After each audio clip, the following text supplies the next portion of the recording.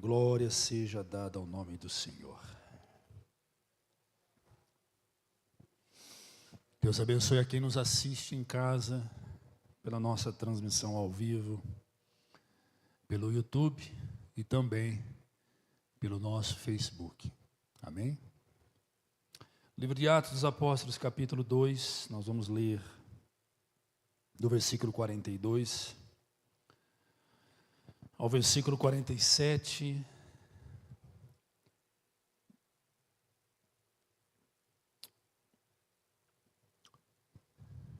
Eles se dedicavam ao ensino dos apóstolos, à comunhão, ao partir do pão e às orações.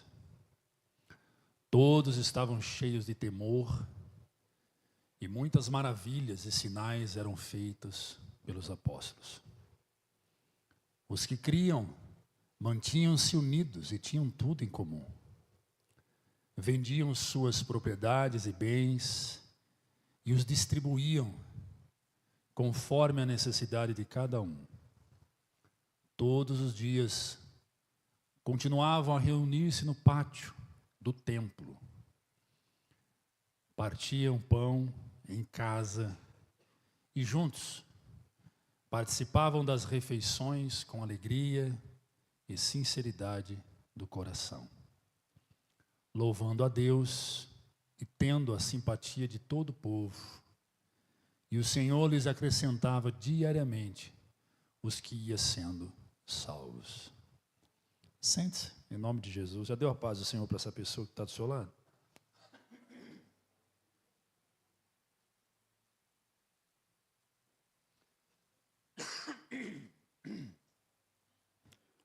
Glória a Deus.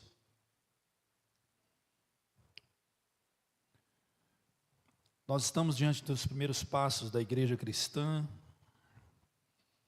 O livro de Atos narra as primeiras conversões, vidas alcançadas pela palavra de Deus.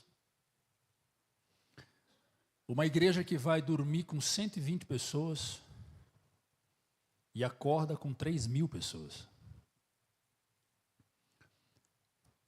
Isso é a ação do Espírito Santo. E nós estamos vivendo estes fenômenos em algumas igrejas espalhadas pelo Brasil. Hoje eu tive notícia de uma igreja aqui na cidade de Uberlândia, por nome Regenera, antiga igreja Lagoinha, chegando na casa de 10.000 membros. 10.000 membros. Igreja Batista Lagoinha de Alphaville já passou a casa de 25.000 membros. Muitas igrejas crescendo, muitas igrejas de fato ganhando almas, centenas e milhares de pessoas sendo batizadas. Isso é obra do Espírito Santo, irmão. Isso não é obra de nenhum homem, isso é obra do Espírito Santo. Por mais inteligente que o sujeito seja, por mais que aquele grupo de pessoas seja capaz de fazer alguma coisa, existem coisas que só o Espírito Santo de Deus faz. Por mais que a igreja se esforce, por mais que a igreja cumpra o que a palavra pede para se cumprir, para cumprir, se o Espírito de Deus não a trabalhar, em vão é o esforço de qualquer pessoa. Em vão é o esforço da igreja. E a igreja está crescendo, e prova é que esta igreja, a dinâmica do crescimento desta igreja, ela se dá dessa forma. Todo dia o Espírito Santo acrescentava à igreja. O versículo 47 foi muito claro. Coloca de volta para mim, filho, faz favor. E o Senhor lhe acrescentava diariamente os que iam sendo salvos. Então, obra do Espírito Santo, pode tirar. Obra do Espírito Santo. É um crescimento regado pelo Espírito Santo.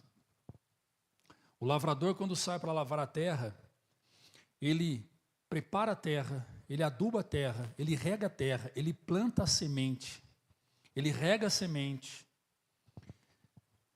Mas o crescimento não está na mão dele. O crescimento está nas mãos do Senhor. Da mesma forma é em todas as áreas da nossa vida. No nosso casamento, na nossa vida relacional com os filhos, no nosso trabalho, tem coisa que só Deus pode fazer. Não tem como. Você pode chorar, você pode se esgoelar, você pode se esforçar, você pode fazer de tudo que a ciência, que o mundo dispõe de tecnologia, literatura, mas tem coisa que só Deus pode fazer. É Ele que faz. E uma vez convicto disso, que tem coisa que só Deus pode fazer, então cabe a nós pedir a Deus que faça. Pedir a Ele que faça. E falar é orar. Mas a orar, ela não vem sozinha. Orar vem com ação. Por isso, oração. Temos que ter atitude. Atitudes ousadas, porque Deus quer usar as pessoas para que através deste usar, então Ele possa acrescentar. E o texto que lemos é bem claro.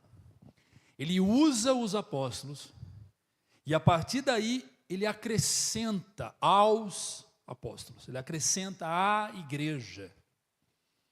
Não tem como Ele acrescentar para depois usar. Ele usa primeiro para depois acrescentar. Ele chama, Ele convoca, Ele usa, depois Ele acrescenta. Então, além de eu pedir, eu também tenho que estar disponível para que Ele me use. E desta forma, onde eu estiver, serei usado. Eu serei usado para reatar relacionamentos destruídos.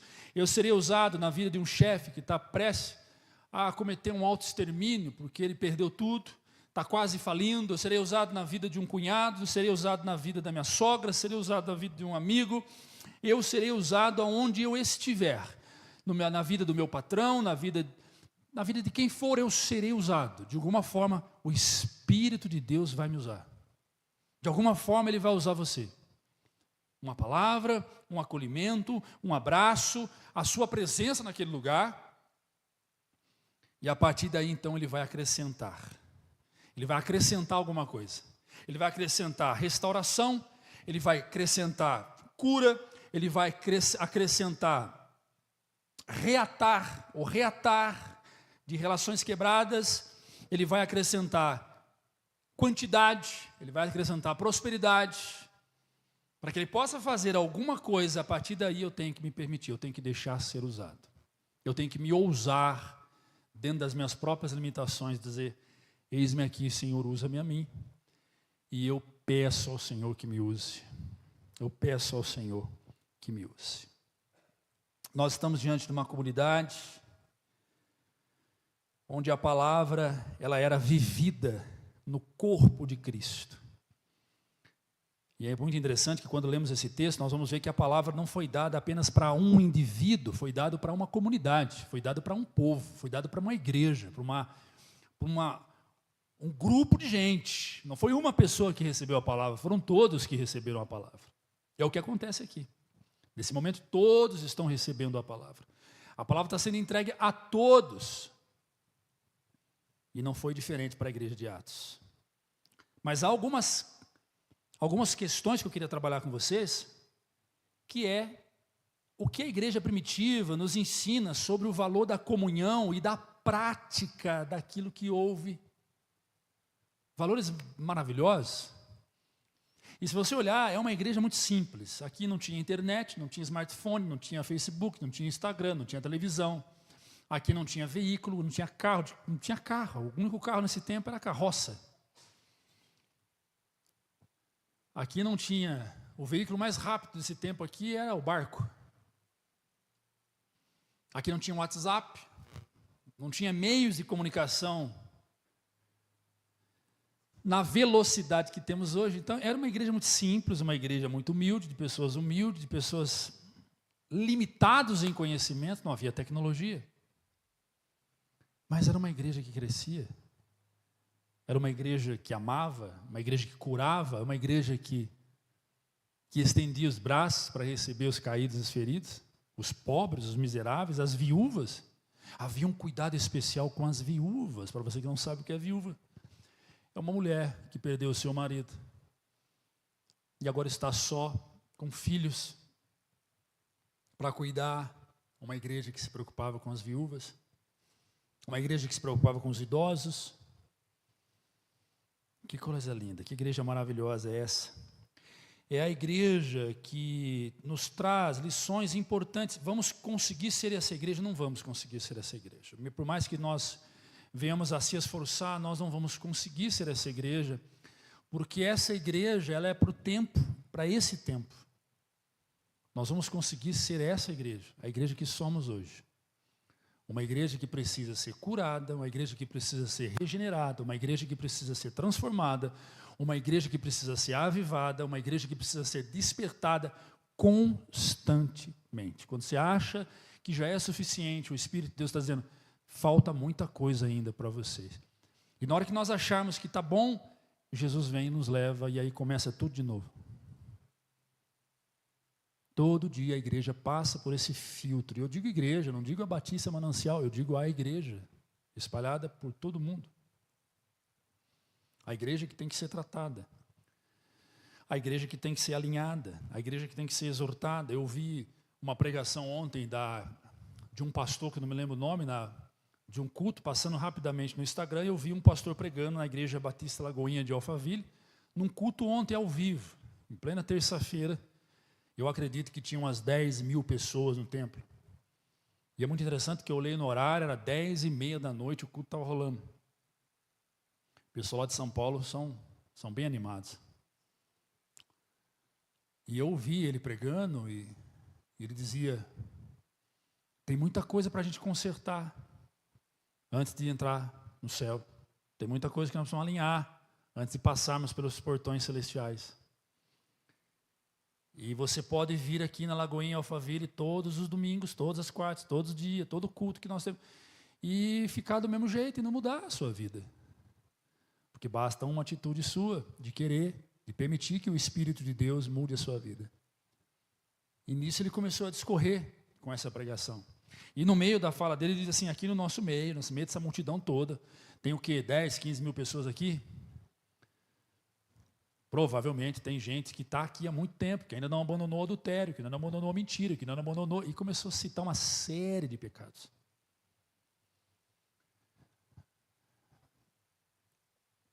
E eu fiquei feliz porque é isso que o Senhor espera dos profetas dos dias de hoje. Que pregue a palavra e convoque o povo ao arrependimento. Então não é exclusividade nossa, palavras que nos convidam à santidade, é a exclusividade de toda a igreja espalhada pelo mundo. Esses dias atrás eu decidi assistir um pouquinho de um culto da igreja da Coreia, a maior igreja evangélica do mundo. E o pastor pregava sobre isso, o pastor falava exatamente sobre isso. Obviamente com a tradução, né? Convocando a igreja para a santidade, convocando a igreja para um alinhamento com o céu. Jesus está vindo e ele quer encontrar a sua noiva com as vestes brancas. Você pode dizer um amém? Jesus quer encontrar você com as vestes brancas. Não cobre de você perfeição, meu querido. Não queira cobrar de você perfeição. Não queira cobrar de você perfeição. Não se culpe pelos seus erros, pelas suas falhas, por aquilo que você sabe que tem que mudar e não consegue. Faz assim, entregue para Jesus e ore para que Ele te dê força, para que Ele te ajude a abandonar aquilo que você sabe que faz mal, que te prejudica na relação com Deus.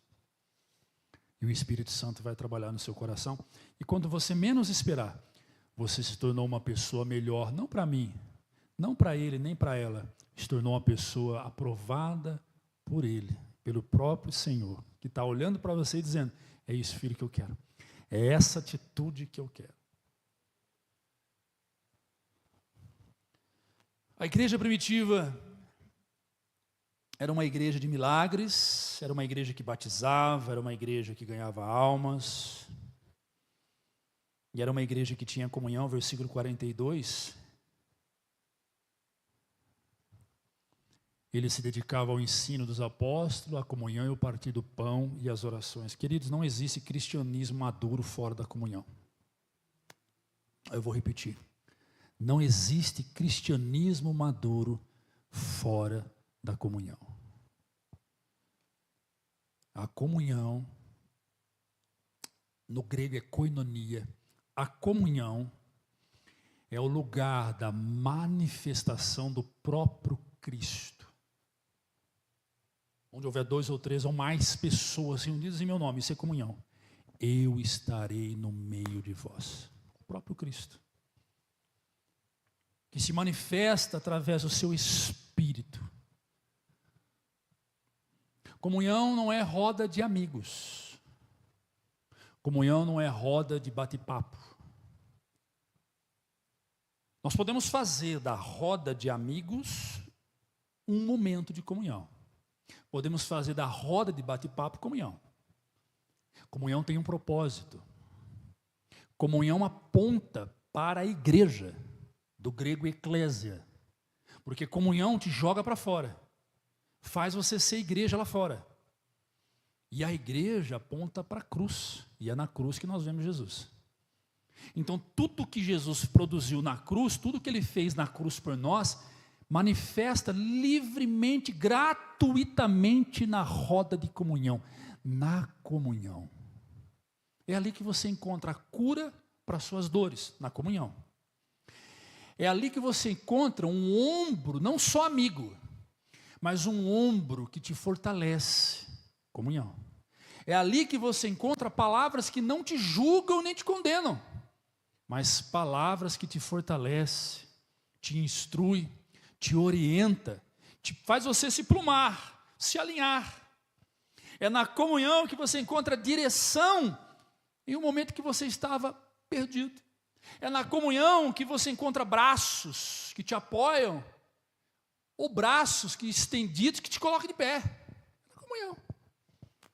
É lá, na roda da comunhão, na mesa da comunhão, no movimento da comunhão. Isso é igreja. E é a igreja que vive comunhão. Uma ONG não vive comunhão. Uma associação não vive comunhão. Uma empresa não vive comunhão. Uma família não vive comunhão. Mas a igreja vive comunhão, porque comunhão é a igreja. A igreja vive comunhão na associação. A igreja vive comunhão na ONG. A igreja vive comunhão na família. A igreja pode ser igreja em qualquer lugar na face desta terra. Quem entendeu diz amém. Amém. Aleluias, aleluias. Não existe cristianismo maduro sem comunhão. E há comunhão na igreja infantil, na pequena igreja, na igreja dos meninos e meninas. Uma igreja pura, uma igreja sem pecado, uma igreja que, se Jesus vir, é a primeira a subir. Há comunhão na igreja dos idosos, homens experientes, mulheres experientes, com seus corpos cansados, com suas almas que passaram por centenas e centenas de experiências, que têm muito a ensinar, e o Espírito de Deus usa exatamente isso. Ao favor dos jovens, na igreja dos jovens, no final das contas você junta a igreja dos pequeninos, a igreja dos idosos, a igreja dos jovens, a igreja dos adultos, e você junta tudo e é uma só igreja, a igreja de Jesus Cristo. Não há divisão, a igreja de Jesus Cristo. Que coisa boa! Esse é o cristianismo, maduro, verdadeiro. Não há igreja sem comunhão. Pode haver igreja de um homem só? Não, não pode haver igreja de um homem só. O que pode ver, o que pode existir é um homem só, experimentando da graça, da bondade e misericórdia de Deus. Mas há um vazio para esse homem só. Há um espaço gigante em torno dele. E esse espaço gigante em torno dele é onde a igreja preenche, é onde é o espaço da igreja. Portanto, esse homem só nunca estará só vivendo em igreja. Ele sempre estará promovendo comunhão. O homem só que se diz, não frequento lugar algum e não me junto com ninguém, não é igreja, e muito menos templo do Espírito Santo. Não há um templo do Espírito Santo que não experimente da comunhão. Ele faz comunhão lá no trabalho, ele faz comunhão em todos os lugares onde ele estiver. Ele promove a igreja, ele transforma aquele momento no momento de culto, no momento de adoração, no momento onde Jesus é reconhecido através da vida dele. Amém? Eu espero que você tenha entendido. Os pilares desta igreja se dá a partir de algumas primícias. O versículo 42, Lucas diz que a igreja perseverava na doutrina dos apóstolos. A palavra doutrina significa ensino. Os ensinos dos apóstolos, eles ensinavam a partir de dois elementos importantíssimos. Pode tirar. Primeiro, ensinavam a lei uma vez ressignificada pelo próprio Espírito. Eles jamais contrariavam a lei, mas eles usavam as escrituras antigas para trazer para o presente tempo o cumprimento que se deu a partir de Cristo. Então, quando eles falavam de amor, eles iam lá atrás buscar como Salomão amou, como Davi amou, como Jacó amou, como Isaac amou, como os demais profetas amaram. Quando eles falavam de fé, eles iam lá atrás buscar fé, falavam de Abraão, falavam dos patriarcas da fé. As escrituras do Antigo Testamento sempre esteve à disposição dos pais apostólicos, dos primeiros cristãos da igreja primitiva, né? Obviamente. E a segunda, através da inspiração do próprio Espírito e através da revelação do Espírito. Então nós temos a inspiração, que é eu ensinar com o Espírito me inspirando, a partir das Escrituras, a partir do tempo presente, e também a revelação do próprio Espírito. Isso é profético. Isso é profético. Então eles não diziam por eles mesmos, olha, eu acho que está errado isso. Alguns questionam dizendo, mas por vários textos Paulo diz, assim diz eu e não o Senhor. E aí como é que se diz? Assim digo eu e não o Senhor. Na realidade, Paulo não estava trazendo uma nova doutrina e muito menos se fazendo como Espírito Santo. Paulo está dizendo, eu interpreto dessa forma, não o Senhor. Eu interpreto dessa forma porque o Senhor deu dessa forma. A mim ele deu, e é eu quem eu digo. É eu que falo. E todas as vezes que Paulo dizia assim, ele manifestava não uma autoridade que era dele, ele manifestava uma autoridade que era apostólica, dada por Jesus apenas aos apóstolos. Então é sobre esses apóstolos, e para esses apóstolos que foi dado a palavra que eu e você temos. Então volta o texto, por favor. E observe o que o texto diz. Eles dedicavam ao ensino dos apóstolos. Aqui é uma ratificação da autoridade apostólica sobre a igreja cristã. Porque se eu for me agarrar apenas ao ensino de Jesus Cristo, eu tenho que ficar com os evangelhos e jogar no lixo todas as cartas de Paulo e dos demais apóstolos. Eu tenho que jogar a Bíblia no lixo, quase o Novo Testamento todo. Então, os apóstolos, os pais da igreja, cheios do Espírito Santo, se incumbiram dessa tarefa inicial. A partir daí, queridos, não vieram mais ninguém. A partir daí não vieram mais ninguém, irmãos. O último tem nome, e o último é apóstolo Paulo. Muito me assusta de ouvir pessoas dizendo o seguinte, olha, na igreja que eu congrego, o meu apóstolo, tudo que ele ensina, tudo que ele fala é doutrina. Porque a Bíblia diz que a igreja crescia nos ensinos dos apóstolos, então nós vamos seguir os ensinos desse apóstolo. Irmãos, isso não pode estar errado. Desde que esse apóstolo ensine o que os apóstolos ensinaram, está certo, está tudo certo. Mas a partir daí que eu, como pastor, ou qualquer outro pastor, ou qualquer outro apóstolo, comece a ensinar outra coisa, não pode, não pode. Abra comigo no livro de Gálatas, por gentileza, Gálatas, se não me falha a memória, capítulo 1, versículo 26, eu acho que é isso. Ou é o 3? Não, Gálatas. O texto diz mais... Não, é o... Vê o 6. Espera aí, deixa eu ver aqui. Eu vou achar, é quarta bíblica, amém? Eu sei esse texto. É que o meu HD, ele anda bem travado.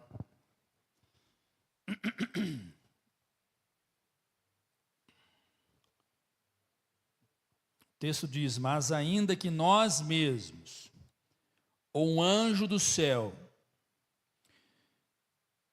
venha pregar outro evangelho, além daquele que temos anunciado, versículo 8, capítulo 1, 8. Contudo, ainda que nós mesmos, ou um anjo do céu, nós aqui em questão é os apóstolos. É os apóstolos. Contudo, ainda que nós mesmos, ou um anjo do céu, anuncie outro evangelho, contrário ao que anunciamos a vocês, que seja amaldiçoado. Ninguém na face da terra pode criar outra doutrina além dessa que foi criada. Não podemos criar. É maldito esse ensinamento. Não podemos. Não existe outro texto que conduza a igreja para a vontade de Jesus, a não ser esse aqui, a Bíblia Sagrada. Amém? Então a igreja crescia nos ensinos dos apóstolos. Toda a igreja cresce em torno, ou melhor, é alimentada pelos ensinos das Escrituras Sagradas. Eu e você e seus filhos, você sozinho com você mesmo, redundante, você sozinho, você precisa da leitura bíblica. Como é que eu faço isso? Vamos lá. Há muitos textos difíceis de entender, que necessitam uma compreensão teológica mais profunda. Então eu sugiro você a começar com textos mais práticos, textos mais fáceis de ler. Não que você vai ignorar os demais textos, mas eu convido você a fazer leituras mais práticas. Comece pelo Novo Testamento, Evangelho de Mateus. Compre o marca-texto amarelo, compre o marca-página. E todo dia se propõe a ler pelo menos um capítulo da Bíblia, ou pelo menos meio capítulo da Bíblia. Por alguns minutos você vai conseguir ter êxito. Leia, somente isso, leia. Faça uma oração antes, leia o texto, marque onde você parou, coloque o marca-página, feche a sua Bíblia e segue a sua vida. E esse hábito você vai repetindo ao longo do tempo. Você vai fazendo sempre. Perguntaram para mim esses dias, como é que você conseguiu publicar 1039 devocionais, todos os dias, 6 horas da manhã, com rara exceção eu solto meia-noite, 1 hora da manhã. Como é que você conseguiu fazer isso? Você não ficou um dia sem fazer? Irmãos, disciplina. Quando você tem disciplina, você consegue fazer. Não é nada místico. Não vou dizer a você que o Espírito de Deus não me ajudou a não desistir, né? Ele me ajudou a não desistir. Eu quis desistir muitas vezes. Mas é questão de disciplina. Se você pegar média de 7 minutos, multiplicar por 1000, foram quantas? 7 mil minutos. Se você dividir por horas, né? Se você dividir por dias, são bastante tempo, mas ainda é pouco, porque eu tenho 45 anos e vou fazer 3 anos que eu publico o devocional. Eu poderia ter começado isso há 11 anos atrás. Olha aí, 116 horas ininterruptas de conteúdo. A nossa irmã está editando para nós, vai virar um livro. Já está quase acabando. Na realidade, já dá para virar uns 3 livros, né, o que tem lá, né? Não é? E então, irmãos, é disciplina. Se você coloca isso como disciplina na sua vida, independente que as crianças aqui, minhas filhas, vocês jovenzinhos que estão aqui, se você colocar isso como disciplina na sua vida, 15 minutinhos, né? Depois que você ouviu o meu devocional, se caso você não gosta de ouvir meu devocional, tá tudo bem, ninguém é obrigado a ouvir nada, né? Mas você terminou de ouvir, você já engatilhar na leitura bíblica, naquele momento, já engatilhar na leitura bíblica, leu um texto, fechou a Bíblia e vida que segue. Você vai se alimentar daquilo que a igreja se alimenta, que é da palavra de Deus. E quando eu for pregar aqui, ou qualquer outro pastor que vier pregar, sabe o que é maravilha? Sabe o que é o negócio, a questão mágica agora? A questão mágica, a questão maravilhosa é o seguinte: quando o pregador começa a pregar, você, opa, isso eu li. Aí você vai entender o que o pregador está pregando. E é muito triste quando eu vejo reação de pessoas que estão olhando para mim e está sabendo daquela história pela primeira vez. Pela primeira vez. E a história está aqui. E ela nunca quis ler aquela história. Ela não se interessou. Está aqui. Então, quando você começa a ler a Bíblia, você que está em casa, vai lendo o capítulo. Opa, esse pregador está pregando sobre Saul. Eu estou nessa história aí. Vamos ver o despertar. Olha que interpretação. Eu li o texto, nem passou na cabeça que interpretava desse jeito. E o Espírito de Deus vai ajudando você a entender. De repente você vai ler um texto que você não entendeu nada, mas você leu. Vai chegar num culto domingo, eu prego, Gustavo prega, pastor Wilson prega, os demais irmãos que pregam. E você fala, gente, Deus é maravilhoso. Eu li esse texto, não entendia nada. Estou saindo daqui entendendo tudo. Oh, aleluia. Esse é o crescimento que o seu pastor almeja. Esse é o crescimento que eu sonho. Não é o crescimento de quantidade, é o crescimento de qualidade.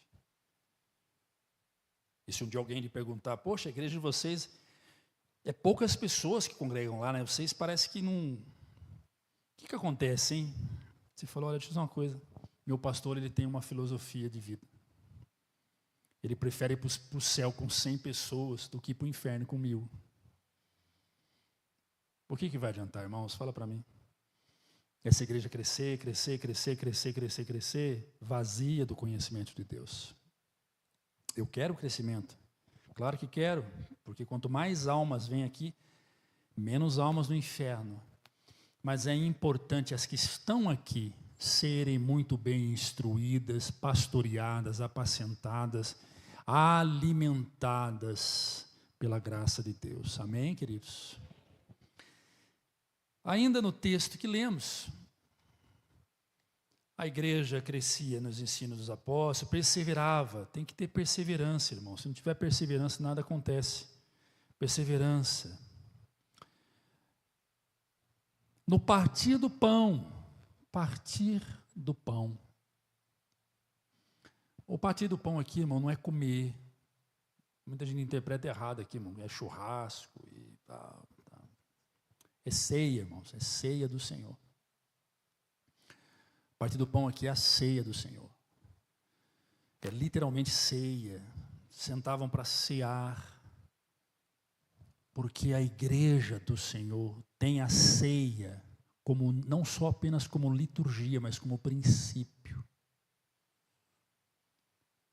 Onde é que rolava a comida? Na comunhão. Na comunhão rolava a comida. No partir do pão é ceia. Na comunhão é o café que eu tomo com você, o pãozinho, é o churrasquinho, é a comida legal, aquela comidinha top que você faz e vai me chamar. Amém ou não? Amém, Edilene? Glória a Deus, aleluia. Aquele feijãozinho, né, Wilson? Vou dar umas indiretas, teve esse irmão pesca. Amém, Alessandra? Oh, glória. Eu gosto de comer na casa dos irmãos, só que ultimamente os irmãos estão meio sumidos, o irmão não chama. Tem que chamar, irmãos. É porque a tropa aumentou lá em casa, então o prejuízo é grande, né? Falou, pô, era 2, agora é 4, meu. Tem 2 sucuri ali gigantes, uma até dormiu lá no canto. Aleluia, acorda ela aí. E perseveravam na doutrina dos apóstolos, no partir do pão, na comunhão, no partir do pão, e nas orações. Coloca de novo o texto aí, filhão. E nas orações, olha isso. partir do pão e nas orações. Eu estou muito feliz porque a nossa reunião de oração de quinta-feira vem mais gente que o culto de quarta. Vem mais gente que a nossa quarta bíblica. Claro que poderia vir muito mais. Pode retirar, filho. Muito mais. Mas o que fazemos aqui às quartas, apesar de ser poucos minutos, é apenas um exercício daquilo que temos que fazer em casa. Não é meu dever e minha obrigação fazer você orar. Meu dever é ensinar você a orar. Muita gente aprendeu a orar nesta reunião de oração de quinta-feira. Muita gente não sabia orar. E aprendeu orando, aprendeu aqui, me ouvindo e ouvindo os demais irmãos que oram. E louvado seja Deus que hoje tem muita gente que ora em casa por causa dessa reunião de oração. A Igreja Batista Manancial é uma igreja que ora pouco, eu não sei. Eu não sei. Eu sei da minha vida com Deus. E qualquer pessoa que faz esse julgamento é precipitada em falar. É um julgamento leviano. Eu não sei. Eu não posso dizer que Luiz e Alessandra não ora, que Cidinho e Oséias não ora, que Edilane não ora, que Robson e Valesca não ora, que Wilson não ora, que Gustavo e Laís não ora, e aí vice-versa. Eu não posso dizer isso. Eu não sou o Espírito Santo. Eu não sondo você. Eu não vigio você. Então, quando alguém diz Igreja Batista Manancial não ora, essa pessoa está fazendo um julgamento. E quem nos defende diante desse julgamento é Jesus. Mas da mesma forma que tu julgas, tu será julgado. Uma coisa eu sei. Nós temos que orar. Temos que incentivar a igreja a orar. A Igreja Batista Manancial é uma igreja que não canta. É uma igreja que não louva. É uma igreja que não tem louvor. Você vai lá, é só 30 minutos, 30, 40 minutos de louvor. Enquanto a igreja lá de baixo é 2 horas. Você canta irmã, canta não sei quem, canta não sei na onde, canta não sei mais. Irmãos, é outro julgamento precipitado. Não pode, está errado. Porque o que fazemos aqui é apenas uma parte daquilo que fazemos lá fora. Daquilo que fazemos em casa, fazemos no trabalho, fazemos dirigindo, sozinho, na hora do almoço, no intervalo Então, aqui é apenas uma sombra daquilo que somos lá fora, daquilo que vivemos lá fora. Mas temos que fazer, temos que orar. Pastor, que jeito que ora? Não há um jeito para orar. Paulo diz que temos que orar sem cessar. Não há um jeito específico de orar. Mas a oração de joelho, Deus ouve muito mais que a oração de pé. Deus respondeu isso para você? Ele disse isso para você? Ele traz para a gente um documento em cartório reconhecido firme que Deus disse isso. Olha, ontem, Deus disse que a oração de pé, ela é menos ouvida que a oração de joelho. Há algum lugar aqui na Bíblia que diz que a oração de joelhos é mais poderosa que a oração de pé? A Bíblia diz que quando Jesus voltar, todos os joelhos se dobrarão. Essa expressão, todos os joelhos, não é o joelho literal. E quem perdeu a perna? Como é que faz? É para rir, pode rir. Então, e o irmão que não tem joelho? Como é que vai fazer? Se todo o joelho se dobrará, essa expressão, querido, é de humilhação. Se Jesus vir agora, o Donald Trump, o Lula que está lá no navio, encostado no Amazonas, que está gastando 135 litros de diesel por hora, né? Por hora, 1.135 litros de diesel por hora, 1.100. Então, ele vai se humilhar, todo joelho se dobrarão. Então, não tem relação com oração, é eu me dirigir ao Pai, é eu orar, é eu falar com Ele, eu ter postura diante dEle, não de arrogância e muito menos de exaltação. é de humilhação. Se eu quiser ajoelhar, eu vou ajoelhar. Se eu quiser ficar de pé, eu vou ficar de pé. Se eu estiver sentado, eu sentado. Agora tem um tipo de oração que não é ideal fazer. É a oração deitada. Para quem consegue ficar de pé ou de joelhos. Agora, um doente que está num leito de um hospital, ele não consegue ficar de pé. Ele pode orar. Estou proibido orar deitado? Não, você pode orar deitado. Tem uns irmãos que vão orar deitado, ora assim, ó. Senhor, abençoe o Espírito Santo. Começa, troca tudo, chama Jesus de Genésio, faz um rolo todo e dorme, não é? Senhor, abençoe o diabo, repreende o Espírito Santo, amém.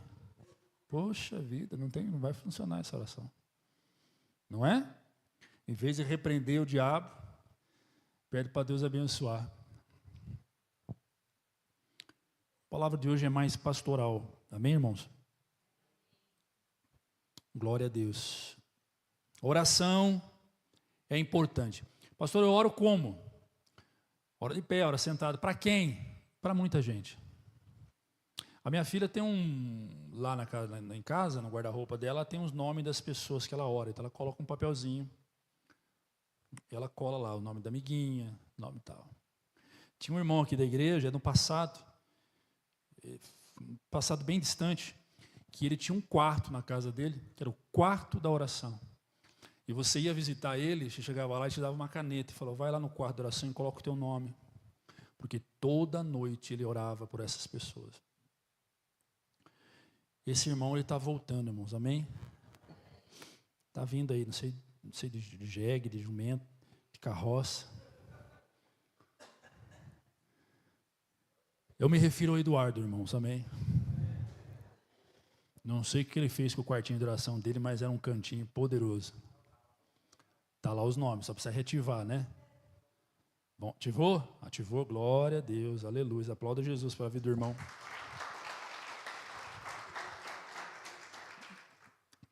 E na realidade era um quarto de oração mesmo, específico para oração, né? Então, era um canto ali voltado mais para esse momento. Claro que nós não temos esse privilégio de ter uma casa tão grande para fazer um quarto de oração. Então faça do seu quarto, da sua cozinha, de qualquer lugar da sua casa, um lugar de oração. Para quem que eu vou orar, pastor? Ore pelas pessoas que você ama.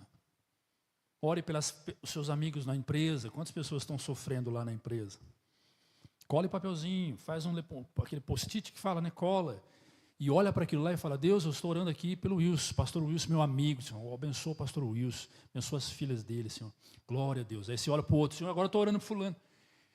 Então você tem muito que orar, irmãos. A Bíblia diz que Jó, quando ele parou de orar a Deus, pedindo para ele, porque ele já pedia, questionava, pedia, perguntava, dialogava, por que eu estou assim, Deus, por quê? Por que eu estou cheio de lepra, cheio de ferida, perdi tudo, por quê? Deus, ora, Deus muda, ora. Aí chegou uma hora que eu quer saber? Chega. Não vou pedir mais nada também, já cansei também de pedir, agora eu vou orar para os outros. E a Bíblia diz que enquanto Jó orava pelos seus amigos, Deus mudou a vida de Jó. Deus virou o cativeiro de Jó. Deus mudou a história de Jó. Nós somos tão preocupados com a nossa vida, com aquilo que perdemos, com aquilo que temos, com aquilo que... Estamos preocupados tanto com a gente, que a gente esquece que tem gente muito pior que a gente. Então é isso.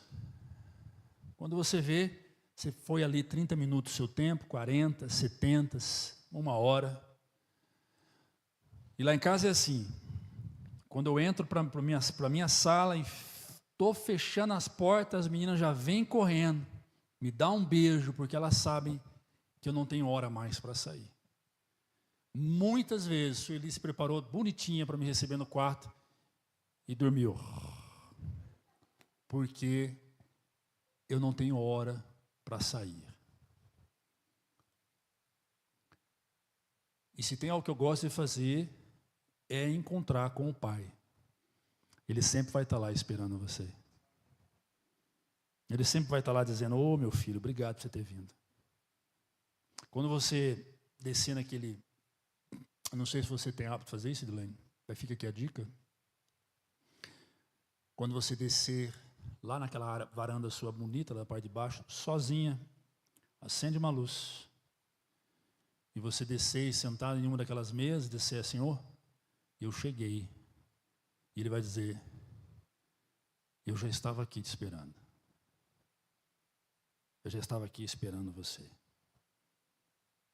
E por algum momento você dizer, Senhor, mostra que o Senhor está aqui comigo. E de repente você vai ver uma daquelas palmeiras balançando, uma brisa vindo, te alcançando, e uma alegria te inundando, e você diz, o Senhor realmente está comigo.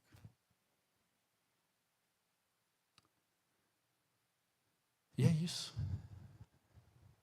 Eu encontrei com o Senhor dessa manhã. E você vai viver o seu dia muito melhor. Você vai viver a sua noite muito melhor. O seu sono vai ser melhor. Eu conheço uma mulher que só dormia à base de remédio. E um dia eu ensinei ela, falei, ora, começa a orar. E ensinei ela a orar. E ela falou, eu tomo remédio antes de orar ou tomo depois? Eu falei, não, você vai tomar depois que você ora. E diz ela que dobrou o joelho na beira da cama, colocou uma musiquinha instrumental. E ela começou, Senhor, o pastor William me ensinou a orar. Eu vou orar do jeito que ele me ensinou. E ela começou a falar com Deus. E ela começou a falar com Deus, ela começou a falar com Deus, falar, até que ela debruçou na cama e dormiu, sem a ajuda do remédio. A experiência que o Espírito Santo deu a ela foi, eu vou te dar sono, coisa que ela não tinha. Quando você ora, Deus te dá a resposta para a experiência que você jamais pensou em ter. Um dia desse eu disse, Senhor, eu quero chorar. Eu estou com saudade de chorar, Senhor. Mas chorar não é chorar porque eu perdi muita coisa lá atrás, ou porque deu coisa errada. Eu não quero saber dessas coisas, não. Já chorei muito por isso. Eu quero chorar de alegria do mover do Teu Espírito Santo. Eu não quero que o meu emocional seja alcançado para eu poder chorar. Eu quero que o Espírito de Deus me alcance. Aí eu comecei, Senhor, eu quero chorar. Senhor, eu quero chorar, eu quero sentir o Teu Espírito Santo na minha vida. Me leva na sala do trono, como se eu estivesse sentado, cercado dos Teus anjos, e todos nós olhando para o Senhor. Me deixa sentir um pouquinho dessa coisa gloriosa. E de repente eu me vi derramando em lágrimas, chorando, porque eu me enxerguei ali. Um amor incondicional, um amor maravilhoso. A oração faz isso. A oração ela faz do coração que está ferido, cansado, sobrecarregado, um bálsamo suave, um bálsamo que vai acalmando qualquer tempestade na alma. A oração ela faz isso.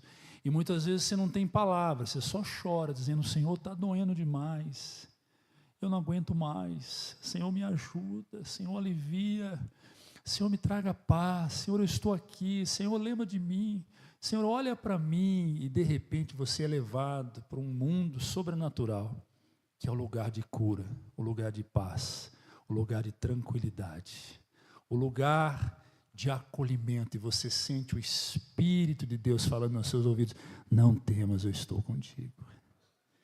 Não temas, eu estou contigo. Aleluia.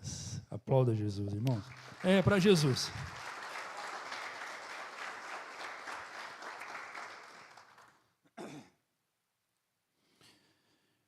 Glória a Deus. E aí, com tudo isso, surge algo interessante dentro de nós. Vou acabar 9 horas em ponto, irmãos. Pode ficar tranquilo, tem 13 minutos. 13 minutinhos, nós vamos embora para casa. Olha o versículo seguinte, o versículo 48. 43. O versículo 40. E todos estavam cheios de temor. Temor é adoração. Temor é reverência. Temor é respeito. Temor é culto. Temor é dar a quem é de direito a honra, a glória e o louvor. Não é medo. Apesar da palavra estar muito próxima, temor e ter medo, não é medo. Temor é tudo que eu disse aqui agora. Todos estavam cheios de temor. Agora imagine uma igreja cheia de temor. Você não sabe se ela sobe ou se o céu desce. Obrigado, filho. Uma igreja que agrada o coração de Deus. Um homem e uma mulher que agrada o coração de Deus. É como se os anjos chegassem lá no céu e dissessem: Senhor, aquele jovem ali, aquela mulher. E o Senhor dissesse: sim, o que tem? Como essa pessoa é cheia de temor. O culto desta pessoa ecoa aqui no céu. Quando essa pessoa chega, a tua glória chega junto. Quando essa pessoa está, a mentira não está. A fofoca não está. O rancor não está. O ódio não está. A crise não está. Quando essa pessoa está, o Senhor está. A bondade está, a harmonia está, a graça está, os frutos do Espírito Santo estão. Que coisa maravilhosa, ela alcança o inalcançável. Todos cheios de temor. E aí, obviamente, os milagres acontecem. Cura acontece. Libertação acontece. Paralíticos andam. Cegos veem. Surdos ouvem. Mudos falam. Doenças que até então os médicos disseram não tem cura. E os milagres acontecem para a glória de Deus. É o caminhar da igreja, é a palavra viva no corpo de Cristo. Todos que criam estavam juntos, versículo 44. Todos que criam estavam juntos, estavam unidos e tinham tudo em comum. O segredo da unidade é isso, irmão. Preste bem atenção. Não é apenas todos estarem na mesma visão, escute essa. Unidade não é estar apenas na mesma visão, unidade é andar todo mundo para a mesma direção. Na mesma direção. Nós temos que estar na mesma visão, visão de quem? De Jesus. Mas todos nós temos que andar na mesma direção. Agora, cada um quer andar para um lado, não dá certo. Pode tirar, filho. Amós, capítulo 3, verso 3. Poderá dois andar juntos, sendo que um quer ir para um lado, o outro para o outro. Não tem como. O segredo da unidade não é apenas todos estarem na mesma visão, mas é todos andarem na mesma direção. Eu posso estar na mesma visão que você e não querer andar com você. Eu posso enxergar lá na frente o que você enxerga, mesma visão. Mas você quer ir até aquilo e eu não quero. E é o que acontece muitas vezes nos casamentos. Estamos na mesma visão, casamos, mas não estamos andando na mesma direção. E isso também se aplica dentro da igreja, se aplica dentro de uma empresa, se aplica em qualquer lugar. Unidade é andar na mesma direção. E nós temos um foco, e nosso foco é Cristo. Meu alvo é Cristo, nosso alvo é Cristo. E todos estavam juntos e tinham tudo em comum. O versículo seguinte, que é o versículo 45, ele é uma utopia para os nossos dias? É difícil de viver isso hoje? Certamente é. Nós estamos impedidos de viver isso? Não, mas o nosso tempo, o tempo de hoje é quase impossível viver isso. Vendiam suas propriedades e bens, distribuíam conforme a necessidade de cada um. Agora, eu posso vender um bem que eu tenho e distribuir de acordo com a necessidade de cada um? Posso, claro que sim. Deixa Deus te usar. Eu conheço, por exemplo, o pastor José Rodrigues, que é o pastor presidente da MCM. Ele, pode tirar o texto, filho, isso, obrigado. Ele era médico, muito bem conhecido em Trindade, Goiás, muito rico, dono de hospital, dono de hotel. E Deus falou para ele, vende tudo. O irmão Renato contou aqui a história, o pastor Renato contou aqui. E ele vendeu o hospital que ele tinha, vendeu tudo e investiu em missões. E hoje ele vive resgatando mulheres, meninas, né, que são vendidas na Índia, que é a Casa Menina de Deus. Então, podemos fazer isso? Podemos, claro que sim. Mas nesse tempo, a igreja era uma comunidade pequena. E ela então caminhava segundo as posses que a própria igreja adquiriu dos seus membros, que venderam tudo para viverem um único propósito. Se não fosse assim, nós não estaríamos aqui, irmão. Precisou ser assim. Precisou ser dessa forma. E com o passar do tempo, obviamente, começou a se mudar isso. Mas o que fica aqui, na realidade, é o interesse. Todos tinham o mesmo interesse. Qual? Andar no mesmo propósito. Andar no mesmo propósito. E eu encerro dizendo que o versículo 46, ele diz: e perseverando unânimes, todos os dias continuavam a se reunir no pátio do templo, partiram o pão em casa. Olha lá, agora é ceia. Partiam o pão em casa e juntos participavam das refeições com alegria e sinceridade do coração.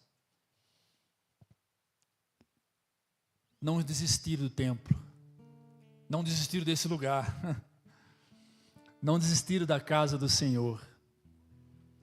Quem ama Jesus, quem ama a sua obra, quem entende o propósito da igreja, participa como igreja, vive como igreja, caminha como igreja, respira como igreja,